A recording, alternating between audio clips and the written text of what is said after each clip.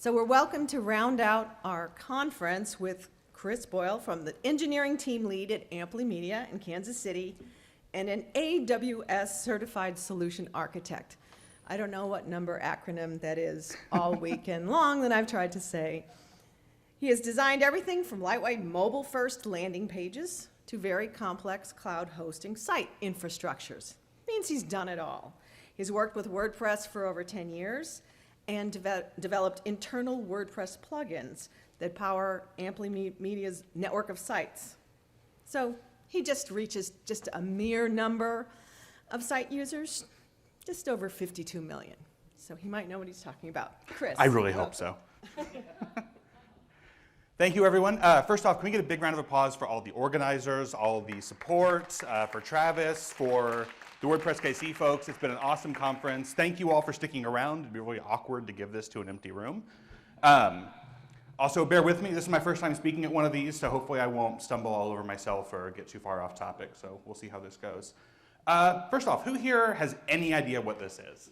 WordPress Plugin Boilerplate. Perfect. This is the right room then.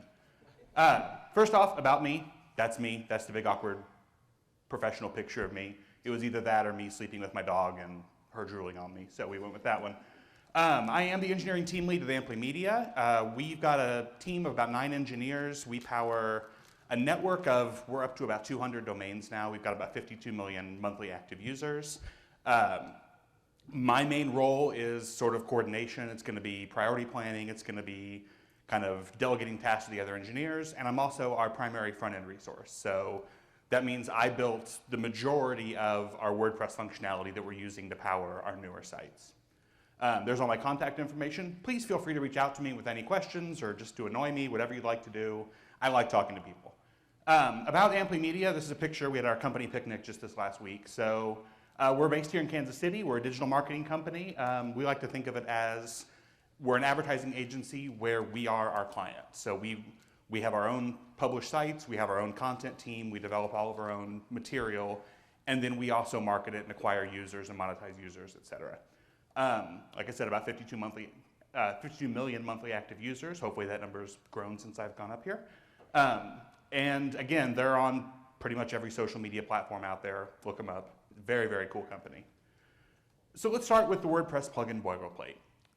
So where we got to this was, at Amply, we made a decision. We wanted to move to some newer WordPress-based site architecture. We wanted our internal content teams to have a lot more flexibility with what they could do, but we also needed a way to have all of our internal technology still integrated into these sites. Primarily, we were doing that with a number of TypeScript libraries that we had, a lot of pieces kind of cobbled together. We had some things built into our existing AngularJS-based sites. We really needed kind of that one plugin to rule them all approach to this. That's where we found the WordPress Plugin Boilerplate, and I'm going to stumble over saying that over and over because it's kind of a tongue twister. They describe it as a standardized, organized, object-oriented foundation for building high-quality WordPress plugins. I call it a decent starting point for building a plugin. It's a good place when you're ready to build something. Start here. It won't lead you too far astray. Let's go to the history of it a little bit. It was originally developed by Tom McFarlane. He sort of was the brainchild behind it. And Devin Vincent adopted the project in 2015, and he's currently the main developer on it. It's an open source project, and they have a large number of contributors. They've got a Git repo up there. You can check it out. You can contribute. You can add documentation. They're always looking for people to contribute to this project. And what does it do? Nothing. Technically, it does nothing, and that's its job. It's not there to give you a bunch of classes you don't need and a bunch of utility methods you're not going to be calling. It's there to be scaffolding. It's there to be structure. It's there to be organization. And we'll get more into that as we go here, because seriously, what does it do? Organization is the big thing. It's going to help you approach a plugin, decide what goes where, how should we structure things, how should we approach the development of our plugin. Standards compliant, it fully complies with the WordPress coding standards. And if you take the extra step of installing the appropriate utilities and plugins into your IDE or into your code editor, it will constantly nag you when you are not standards compliant, which I recommend. It's worth being nagged sometimes. And finally, it's object-oriented. And that was a big one for us at Amply. Our team was primarily JavaScript developers. We've got a lot of Java developers. We've got a great PHP developer. but we didn't really have anyone who had a WordPress background on the team other than myself. Writing things in an object-oriented manner meant more of our team could be more familiar with how we built the plugin, how we approached solving the problem. And it makes it a lot easier for things like code reviews, getting additional people to be able to contribute, and just sort of being able to talk as a team about the needs of the project and how we want to solve those. What doesn't it do? It doesn't define business logic for you. It's not going to decide how things should be done. It doesn't make decisions for you. At the end of the day, you're still the developer. You have to decide how you want to solve the problem. And it doesn't write your code for you. Again, we're talking scaffolding here. This is structure. It's going to give you some great guidance as to how to work with it, but it's not going to do the work for you. You guys are still the developers. It's still up to you. All right, so when should I use it? There's really three big ways I look at of how you're going to add functionality to a WordPress site. The first one, some of you guys are familiar with, is the themes function.php file. That's a great place for things like, we had a talk earlier about adding advanced custom field Gutenberg blocks. If you've got a specific block you want to add to your theme, you can absolutely dump that in your functions.php file. It's going to work perfectly in your theme. But when you move to another theme, you're going to lose that functionality. It stays with the theme itself in that file. So you might look at writing just a simple single file plugin. I want to add some additional post info to my RSS feed. That's a perfect candidate for a nice single file. We're talking a couple of WordPress hooks. It's really fairly simple. Put it into a single plugin. You can reuse that elsewhere, move down the line. What happens when things get more complicated though? Like for our last example, I want to add a weather widget that can be fully customized depending on which site it's on. Well, now we're talking about something that's got a front-end component to it. We're wanting users to be able to customize it based on their own needs. We're going to be making calls to an external API probably to get that weather data. There's a lot more things that we need to keep organized, and when we start putting all that into a single file, things get confusing really quickly. So I think of it kind of like you got a fly swatter, a hammer, and an excavator, and these problems are our fly, our nail, and a sidewalk. You're welcome to try destroying a sidewalk with a fly swatter. It's probably not going to be the best approach. And if you really want to use that excavator to deal with a fly, be my guest, but it's overkill. So a lot of this is just choosing the right tool for the right job. And the more complex the problem is that you want to solve, the more likely it is that working with something like the plugin Boilerplate is going to be the right tool for you. So where do we get it? There's two places you're going to look here. One is the WordPress Plugin Boilerplate homepage. Devin Vincent himself maintains that. It's going to be a link out to the repo. You can download a zip file of the boilerplate. But once you get that, you're going to want to customize it. You're going to want to change the class names to match the project you're working on. You're going to want to go through and find all the references to the, I can't remember what they name the default installation of the project. So I recommend the second option there, the WordPress Plugin Boilerplate Generator. This is maintained by Enrique Chavez. And what this does is you basically fill out this form, give it some information about what is my plugin name, what slug do I want to use to identify it, some information about the author. And when you click generate, it's going to dynamically generate a zip file for you with all of those replacements done. So you could pop in there right now, type in WordCamp Kansas City, and it'll spit out a plugin that if you were to install it would be ready to go. But again, it won't do anything. That's not what it's for. It doesn't do anything out of the box. It's just a place for you to put your own code. So now we're going to talk a little bit about how we actually work with this. And let's do some audience participation here. What's an idea for a plugin? What's something we might want to build? Anybody have anything? Something kind of complicated. I love it. A testability toolbar, we can change fonts, colors, things like that. So when we're thinking about that, as we move through these examples, let's kind of check back in with that idea. So when you're doing this, it's very similar to developing any plugin you're going to work on. Step one, you want to plan it. You want to figure out, what do I want this thing to actually do? Step two, plan, how do I want to write the code to solve the problem? Step three, you actually write the code. And then step four is going to be cleanup. So step one here, what am I wanting to build? What problem am I trying to solve? So we talked about a testability toolbar. We want something where a user can go through, plug in different fonts, plug in different colors, see the output on the screen, and see how that's going to affect things on their site. Seems fairly straightforward, right? Will there be a user-facing component? Yeah, we're going to want that toolbar up there. We're going to want something people can interact with. Will there be settings and options? Definitely. And we may even want something in the WordPress admin area where we're going to enable this on the front end for logged in users, or maybe we just want it for users who are administrators or editors. Is there anything I need to do when the plugin is activated? In our case, probably not. There's not really a lot of longevity or permanence to a plugin like this. It's really something we want to use in the moment. And then what about when it's deactivated? Same thing. Once we uninstall the plugin, it pretty much goes away. We're not saving necessarily settings to the database. So once we've gone through our original planning, we get to the meat of the boilerplate. And this is what you actually get, minus a few files here, when you install this, when you're working with the boilerplate. You're going to get a folder with your plugin and the yourplugin.php file. Now that yourplugin.php file is going to look very similar to your typical single file plugins that you've seen in the past. It's going to be definition of the plugin metadata at the top. It's going to have the basics of calling a couple of activation classes and things. And then the last thing it's going to do is actually initiate an instance of the base class of your plugin. And we'll get to some of this here in a moment. Beyond that, we've got a folder called includes. And that includes folder are all of the files that are shared between that admin and that public behavior.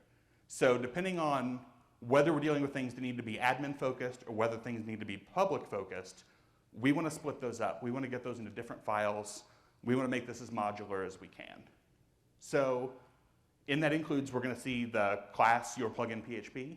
That's where our base class code lives. That's where all the basics of our plugin functionality are going to live. The activator and the deactivator classes, that's where we're going to put any methods that we want to execute when that plugin is activated or deactivated.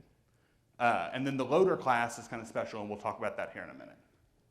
As far as the other two, you're going to see you've got class your plugin admin, class your plugin public, and then a few placeholder folders. CSS is where obviously your CSS code is going to go. If you have any JavaScript that's going to be specific to your plugin, it's going to go in the JS folder. And then that partials is going to be, like let's say you've got a front-end component of like the toolbar itself for our testing toolbar. Obviously there's going to be some PHP necessary to actually generate that. That's where we're going to put that file. And when you open this up, I didn't mark them on here because the slide's already kind of cluttered, but there's going to be placeholder files in each of those that make it real obvious to know, here's where I need to drop my CSS rules. If I've got JavaScript functions, here's where I need to drop them, and it's already correctly calling jQuery for us. It's got a lot of that functionality ready to go. So looking a little bit more at step 2 here, the first thing that's going to happen, like I mentioned, is your plugin.php is going to create an instance of our base class. And that's the base class that's in that class your plugin.php file. And when you open this up, you're going to see there's not a whole lot there. There's a lot of sort of, again, boilerplate of defining a few utility functions for loading our loader, for getting the plugin version, some basics. But all of it, if you actually read through the code, it's very simple. It's not a whole lot there. The next thing it does, though, is create an instance of this loader class. And that's this class, your plugin loader.php file.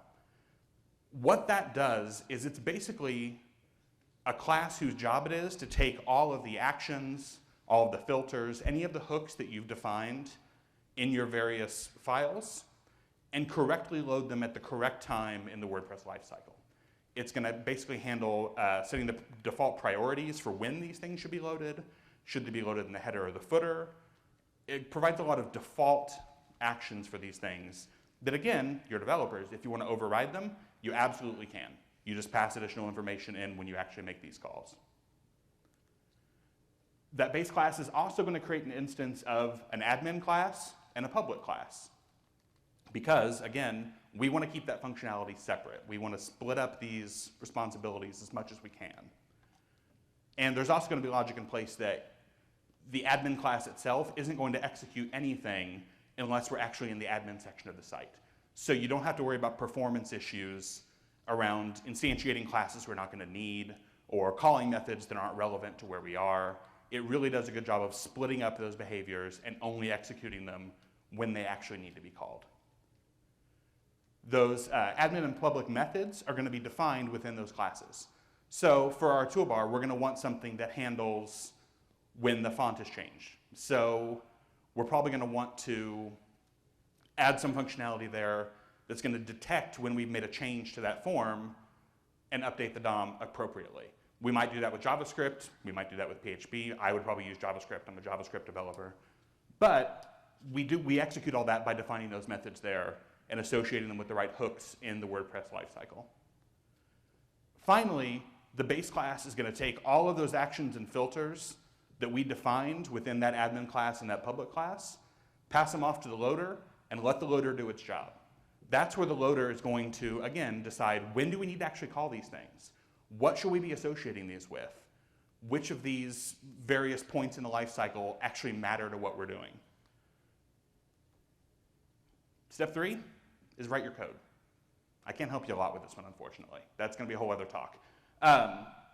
The best things I'd say are when you're working with this, getting a basic understanding of object-oriented programming is going to be super handy, and it's not that hard. We're not working with inheritance. We're not working with a lot of complex object-oriented classes.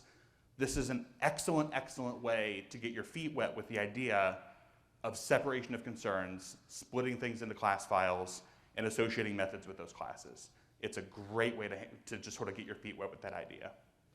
Another thing is, if you're not familiar with it, go out and find in the WordPress documentation the hooks. Hooks are crucial to developing plugins. What hooks are is going to be actions and filters, which, again, this is going to be a whole other topic beyond the scope of this course, but essentially, like I've mentioned, those are points in the WordPress lifecycle of when things happen. So WP init is when we're initializing the actual loading of the site. There's going to be things where WP on queue scripts, where we're loading in JavaScript partials. We can tie into that and say, hey, you're loading all this stuff for WordPress.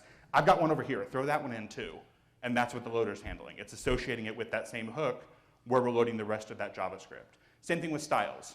I think it's WP on queue styles, if I'm right. The CSS files live in that folder. We're telling the loader, okay, when WordPress goes to load all the stuff for my theme, I've got this extra file. Throw it in there, load it along with the rest. It's probably the best and most reliable way to make sure the functionality you want and the assets that you want exist at the right time. Otherwise, you're going to run the risk of you end up with weird race conditions where you're trying to execute something that doesn't actually exist yet, or you go to load your site and your plugin's trying to do behavior and then the theme overwrites it all. Really getting a good grasp of how those hooks work and at what point they execute is really valuable. And I'm going to be honest, some of that's just trial and error. There's a lot of hooks in there, and it's hard to know exactly what the difference between some of them are.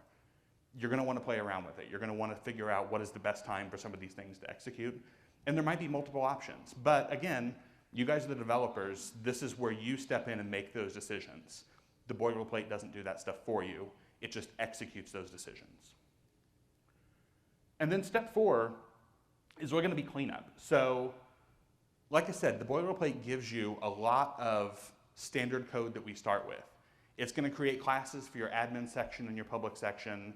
It's going to create placeholder files for your JavaScript, for your CSS, for your partials, for whether you're loading a shortcode or a widget or whatever it is. When you're done with your development and you look back and go, you know, it turns out I don't really need an admin section for this thing. I can do everything just from the drop-downs in this toolbar. We don't need site-wide settings that we're going to save. I don't need an admin class. Cool, get rid of it. There's no reason to keep this stuff around if you don't actually need it. So this is where you're going to go back to, as I scroll back a little bit here. Go back to this file structure, and like I said, if we decide we're getting rid of the admin class, for example, well, we see that that base class is what creates the instances of the admin and the public class, and it's real obvious where that's happening, because it's going to say, new, your plugin admin. Delete that line. Once it's gone, we're not calling the class. We're not creating it. And if we're not creating it, we don't need the file. So you can look in that same file and see, oh, well, it's going to tell me I'm requiring this admin PHP file. Let's just delete that line. We don't need it. And then we can go back and just delete the entire folder at that point. Prune this stuff out. Only keep the bits you need. And that's why the boilerplate's great for plugin development, is because sometimes going into this, we don't know what we need. We're going to jump in there, and it's going to be halfway through when we realize, you know, actually it turns out we do need an admin section for this. Going back and re-adding all that stuff later on gets a lot more complicated. Start with the whole boilerplate, work through the functionality, get things to where they're functioning the way you want, and then start pruning out the rest. The checking your code for standards compliance, very, very important, especially if you're working with other developers. PHP's fairly forgiving when it comes to syntax. Any C-based language is going to be. It's not like Python where every space matters and putting in too many spaces is going to make your program blow up. But at the end of the day, those compliance rules are there for a reason. It's there to keep things consistent. And when you get to a situation like we've got at Amply, where we've got 9 developers who at any given time might be jumping in to contribute to this thing, if every person has their own code style, and every time somebody pushes something up to the Git repo that changes us back from tabs to spaces and spaces to tabs and gets rid of the spaces around things within function calls and puts them back the next time, it makes it a nightmare to go through code reviews because you can no longer tell which changes are relevant, which changes are actually changing the behavior of our project, and which ones are just somebody's linter going haywire and changing the code structure. And finally, ensure the documentation is accurate. I can't tell you how many times with this plugin that we've gone back and realized, it turns out this thing that we thought was working isn't quite doing what we thought it was. Why did we add this function in here? And we look back, and if we don't have the documentation in place, it means digging back through Git commit histories and trying to figure out, well, what was the business need for this thing? What were we doing? Which version do we even add this thing in? Keeping that documentation up to date is going to be so critical when you come back to these projects later on. And especially if you're developing something that you're going to be releasing out to the public, you're going to want to be able to have that capability of knowing which versions things were introduced, keeping the documentation up to date so you can inform your customers also, hey, we're releasing a new feature, here's what it actually does. Nothing's more frustrating. I'm sure some of you guys have iPhones, Androids. When you go to download updates or app updates and all you see is changes made or eliminated bugs or something so generic that you don't know, I don't actually know what's happening here. The end user should know what they should expect when they update your application or when they update your plugin. And that's really the only way you've got to let them know. So let's open this up to questions a little bit. Let's sort of talk through if you've got questions about plugin development in general, the boilerplate. I'll answer what I can. Again, I'm primarily a JavaScript guy, so if I'm horribly wrong, I apologize. Yeah?